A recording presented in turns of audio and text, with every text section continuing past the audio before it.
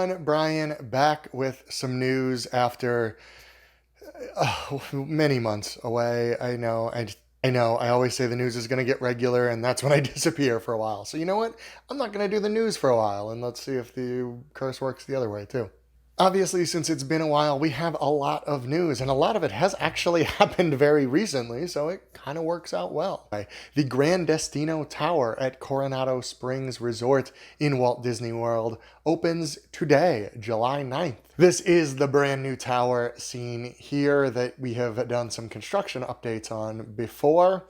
The inside actually looks really nice from what I've seen. We do, of course, have somebody there, which is why I'm not really showing you much, because we will have lots of photos up on the site very, very soon. Check touringplans.com/blog. Also have a room tour coming quite soon to this very YouTube channel. So if you are not subscribed, why not? It is very easy. You just have to click the button and subscribe and then watch all of our videos like multiple times. That really helps us out a lot, actually.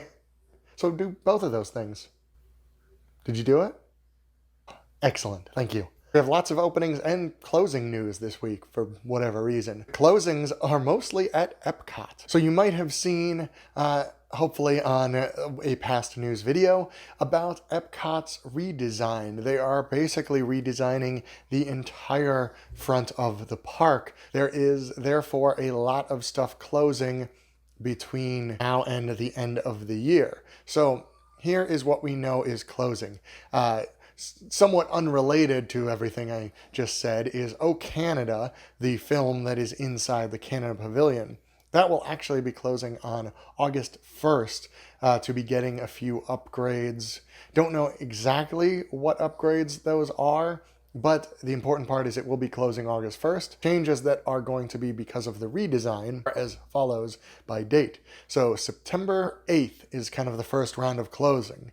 Innovations East, which is the one on the left as you enter the park, because remember, when you walk into Epcot, you are facing south, even though it always feels backwards to me.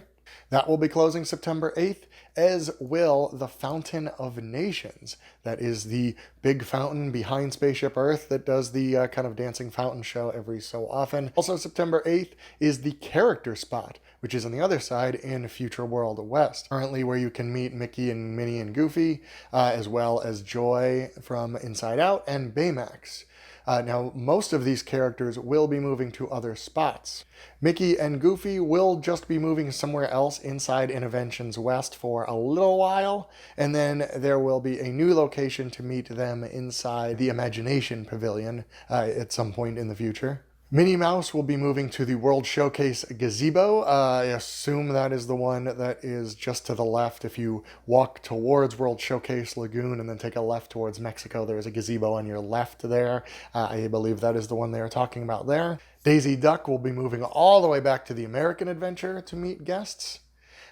Joy, it sounds like will be moving, but they haven't given a location yet. And Baymax, they just haven't said anything at all, which makes me think that Baymax might not be meeting anymore, at least for a while. So if you want to see them in their current spots before September 8th, if you want to meet Baymax at all, you might want to go before September 8th, just in case. More closures, these are just sometime this fall. I don't think they've said exact dates for these yet. Fountain View, which is where Starbucks is, right next to the Fountain of Nations, will be closing in the fall.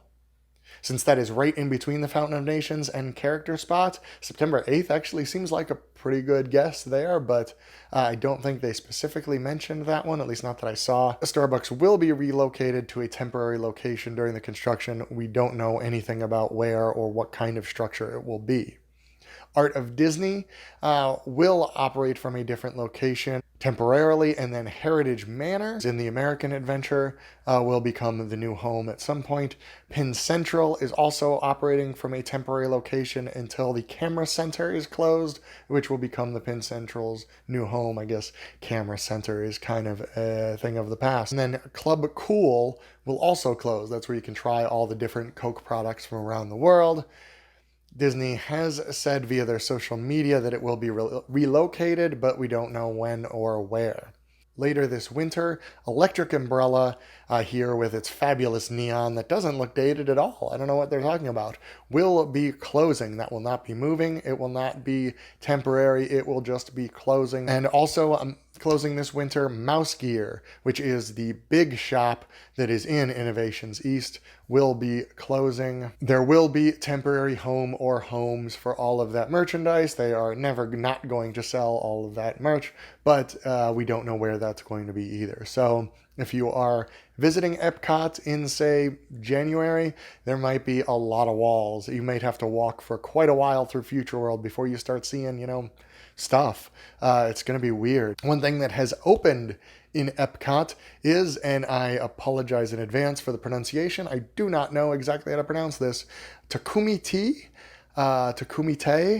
the Japanese restaurant, a very, very extravagant looking Japanese restaurant in, of course, the Japan Pavilion, just opened this week with not really any announcement. It would just kind of open. The early things I've heard are pretty good, although, of course, it is pricey. A review will be coming to our blog, which is touringplans.com/blog. Very soon, hopefully, by the end of this week. Our fixed price menus, there is a chef's table inside of Takumite, and it all looks great, as you can see. One more Epcot change while I am here. The Liberty Inn, which is the quick service restaurant next to the American Adventure, it's closed now. It closed yesterday. But we do know what is coming later this year, and it is a title with a lot of words in it. The Regal Eagle Smokehouse, Craft Drafts, and Barbecue. Full title. Is coming later this year, and I'm assuming it's going to have craft drafts and barbecue and be a smokehouse, because apparently they have to explain exactly what the restaurant is in the name at all times now. I'm certainly more excited about that than I was about the Liberty Inn. So now quickly, Disney has made some FastPass Plus tier changes. Now this one is weird. They've moved every ride except Star Tours into the top tier of FastPass Plus. Of course, there will be no FastPass for Millennium Falcon Smuggler's Run, which opens August 29th. So that one you cannot get a FastPass for no matter what you want. So starting August 29th now at Hollywood Studios, you must choose only one of the following attractions: Slinky Dog Dash, Toy Story Mania, Alien Swirling Saucer, Rock and Roller Coaster, Tower of Terror. That is right, all 5 of those are in the top tier now. You can get 2 Fast Passes from the group that include Star Tours, Fantasmic, For the First Time in Forever, the Frozen Sing-Along, Beauty and the Beast live on stage, so on and so forth. Attractions that you don't really need Fast Pass for, and shows in general are not the best use of Fast Pass, because the Fast Pass just doesn't give you as much of an advantage as it would on a ride. What that means is that while Star Tours is going to be a harder Fast Pass to get now, because presumably many people will be choosing that among their tier 2. I think right now my recommendation is to still go for Slinky Dog Dash in that tier 1, and then Star Tours in tier 2, and then maybe nothing. Use those and then try to get extra ones on the day. I will have a full video with map about our strategies for Star Wars Galaxy's Edge and this new FastPass system.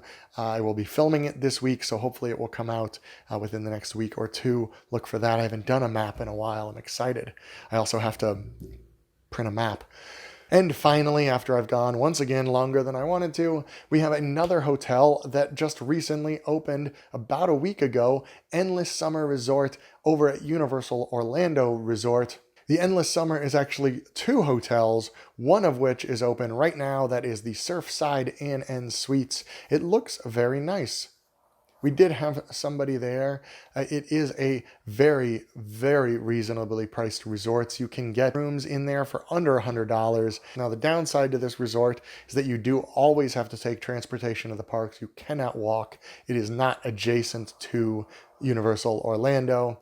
The other downside from our reviewer that was there, the food court is a little bit small and the food does not seem to be freshly prepared. At least it wasn't the first time we were there. We will, of course, go back and check again. But for the price, the rooms are pretty nice. You will be able to see a full video room tour on this YouTube channel later today. I'm going to put that up in a few hours, so check back later tonight or first thing tomorrow morning to see that Endless Summer room tour. And of course, you can read everything we think about the Endless Summer Resort on TouringPlans.com, where we cover Walt Disney World, Disneyland, Universal, Orlando, Disney Cruise Line, Washington, D.C. Subscribe to TouringPlans.com. You've already subscribed to this channel. You told me you did before. I know you're not lying to me. And thank you for watching. Be excellent to each other.